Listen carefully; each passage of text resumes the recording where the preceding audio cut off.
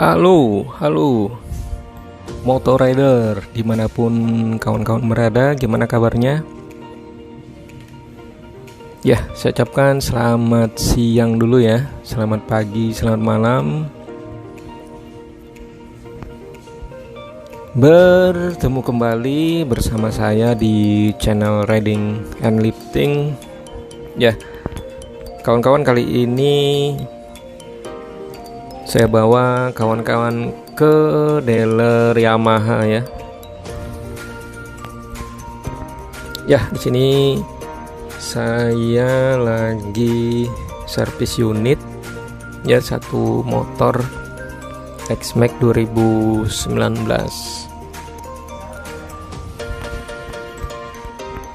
Ya, sebenarnya kalau dari kilometer itu masih belum sih ya. Cuman kalau dilihat dari tanggal pembelian, durasinya udah masuk, jadi ya udah, ini saya bawa aja nih kawan-kawan ya. Dan selain servis rutin ya, standar sesuai waktunya, itu saya juga minta di servis CPT ya. Servis CPT. Kemudian juga ban belakang saya lihat ada pecah. Sebenarnya kalau ketebalan masih ya kawan-kawan, cuma saya lihat ada pecah-pecah gitu ya. Jadi biar nggak worry, ini langsung ganti aja nih ya. Ban belakang itu dia pakai yang 140/70 ya. Ringnya itu pakai ukuran 14 ya yang belakang. Ya, di sini selain pengecekan ya, kemudian penyetelan, itu saya juga minta busi ya, busi ganti. Kemudian juga baterai keylessnya diganti ya kawan-kawan ya. Ya, mungkin pengantar dulu ya. Jadi servis atau perawatan berkala ini sebenarnya untuk apa sih gitu ya? Boleh nggak lewat masa waktu seharusnya kita servis atau lebih cepat? Ya, jadi kita bahas dulu nih tujuan servis itu, harapannya agar pada saat kita butuh ya kendaraan itu kita gunakan, kendaraan itu siap digunakan, dan ya mencegah kerusakan-kerusakan yang di luar ini ya, di luar harapan kita.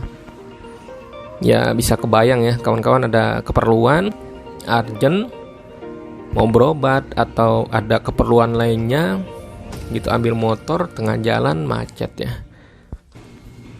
Jadi agar tidak terjadi yang seperti itu, mending kita servis ya, bawa motornya ke dealer untuk perawatan berkala.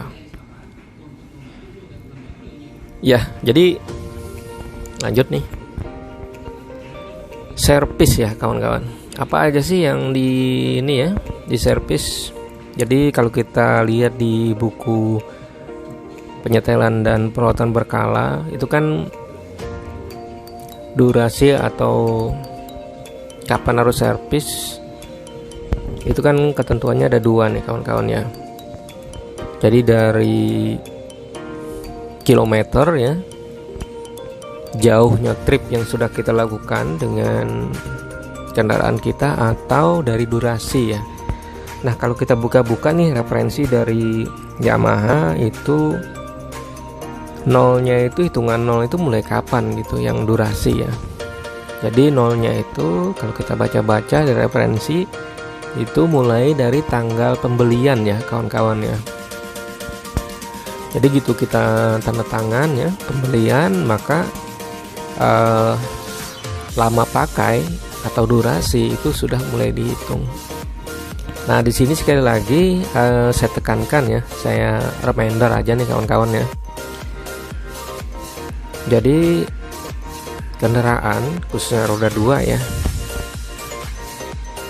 kapan harus servis itu yang mana yang tercapai lebih dulu.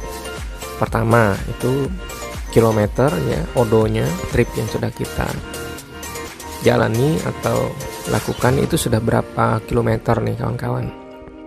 Yang kedua itu durasi waktu, mulai tadi yang saya sampaikan tadi, mulai tanggal pembelian yang mana tercapai lebih dulu, maka itu menjadi patokan kapan kendaraan itu harus diservis ya kawan-kawan. Terus apa sih untungnya ya atau benefitnya buat kita sebagai rider melakukan servis tepat pada waktunya dan di dealer ya? Itu pertama keuntungannya.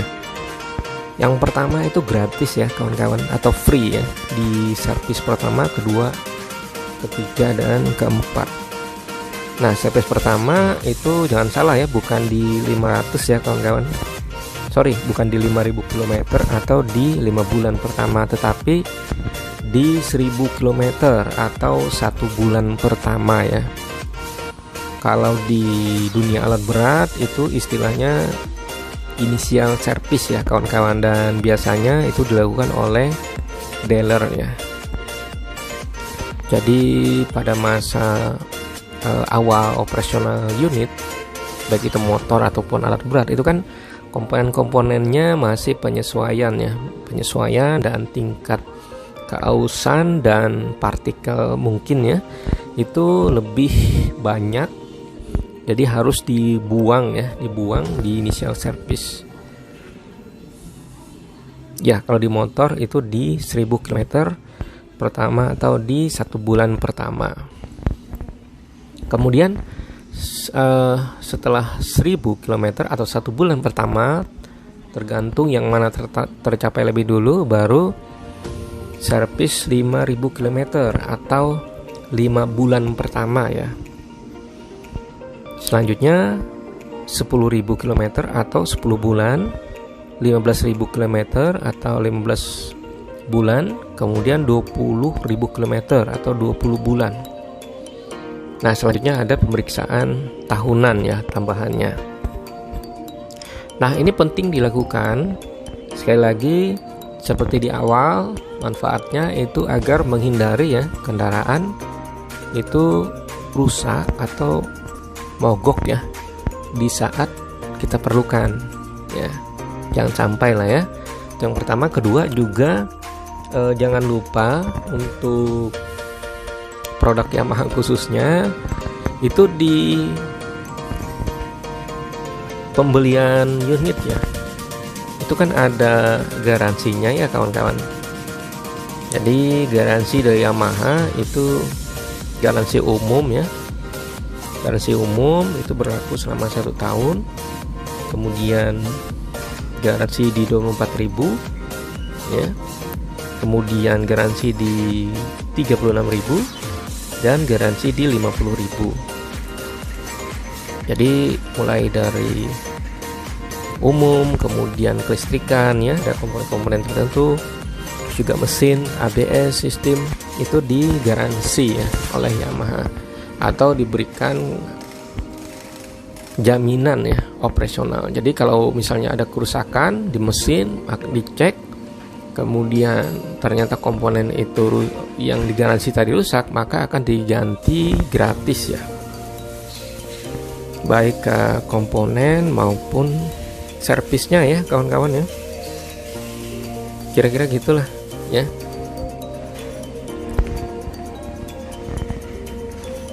Nah, cuma sekali lagi saya ingatkan, garansi ini berlaku jika kita melakukan servis secara berkala ya di dealer Yamaha. Nah, itu keuntungannya. Jadi selama garansi itu di 5 tahun pertama atau 50.000 ya, 50 ribuan lah ya kilometer, itu